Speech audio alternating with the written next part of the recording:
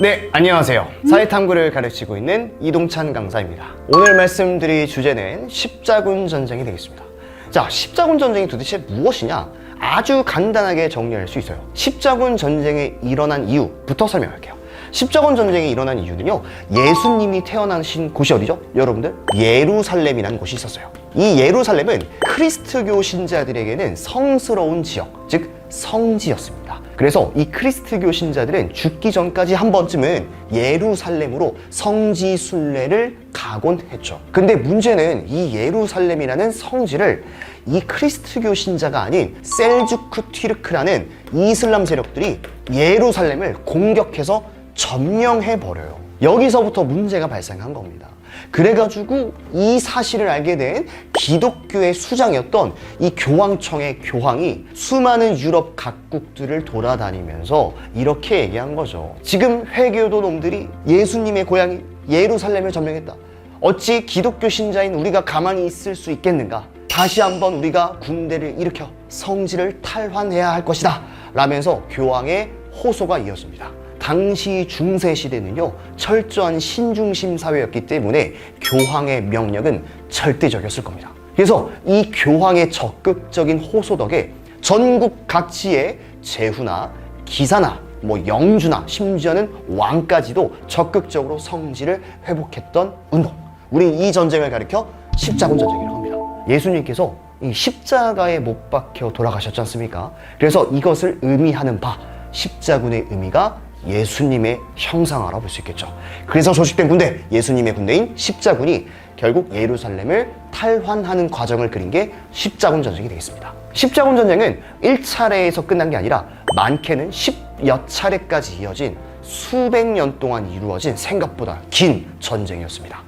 이 긴 전쟁 동안 유럽 사회가 통째로 변하게 되는데요.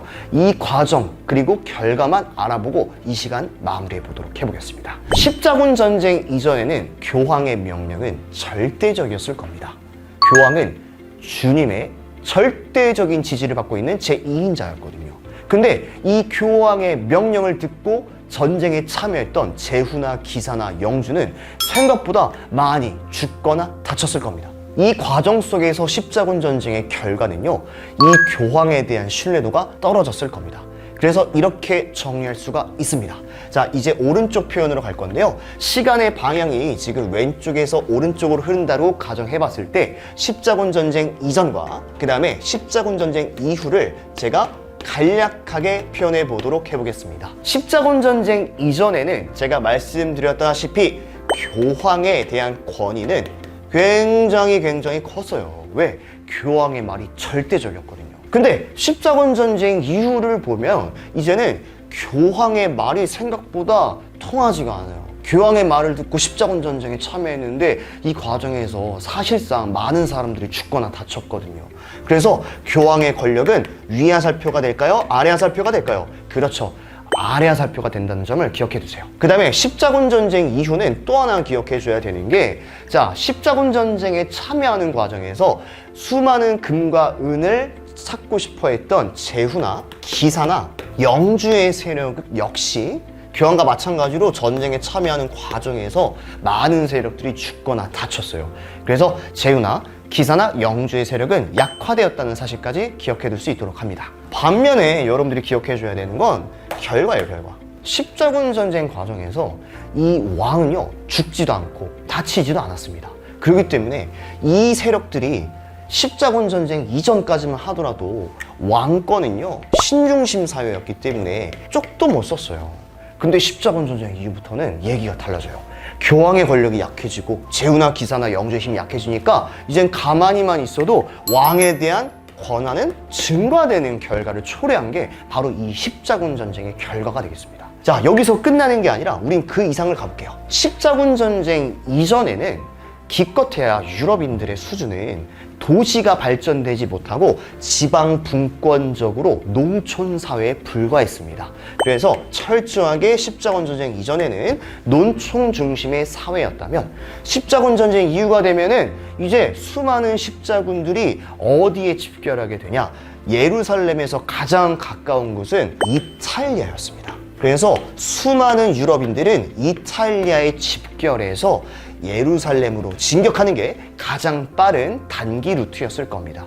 이 과정에서 십자군 전쟁 이후부터는 이제 더 이상 농촌이 아니라 이탈리아 전국 각지의 도시와 상업이 발전하게 됩니다.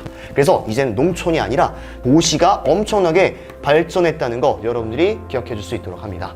마지막으로 이 세 번째 한번 가볼 거예요. 이거 좀 중요하거든요. 농노에 대한 대우가 좋아졌다는 사실이에요. 농노에 대한 대우가 좋아졌다는 사실을 선생님은 이모티콘으로 갈 거예요. 이렇게. 웃고 있어요. 이렇게 웃고 있어요.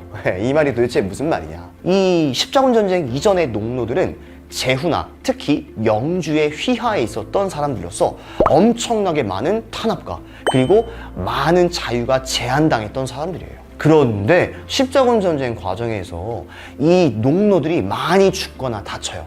그 이유가 뭘까요? 지금으로부터 약 800년 전에 탄생되었던 팬데믹이었죠. 오늘날 코로나가 극성이죠. 십자군 전쟁 당시에는 이 병이 전 세계를 휩쓸었습니다. 들어보셨습니까? 흑사병이라고. 이 흑사병이 유행하는 덕분에 유럽 인구가 거의 3분의 1 정도만 남을 정도로 엄청나게 많은 수의 인구가 줄어들게 돼요. 농노도 이걸 피해갈 수 없었는데요. 결국 흑사병 때문에 농노의 대우가 좋아지게 됩니다. 흑사병의 유행으로 이제 농노의 인구수가 줄어들게 되니까 이제 영주들은 십자군 전쟁 이전만큼 이렇게 갑질을 할 수가 없었던 거예요. 이렇게 여러분들이 십자군 전쟁의 이후의 모습들을 이렇게 구조화시켜서 공부한다면 절대로 십자군 전쟁이 어렵지 않을 것입니다. 자, 혹시라도 여러분들이 공부하다가 어려운 점이 있거나 물어보고 싶은 점들이 있다면 주저하지 마시고 저에게 연락 주시면 친절하게 상담 도와드리도록 하겠습니다. 감사합니다.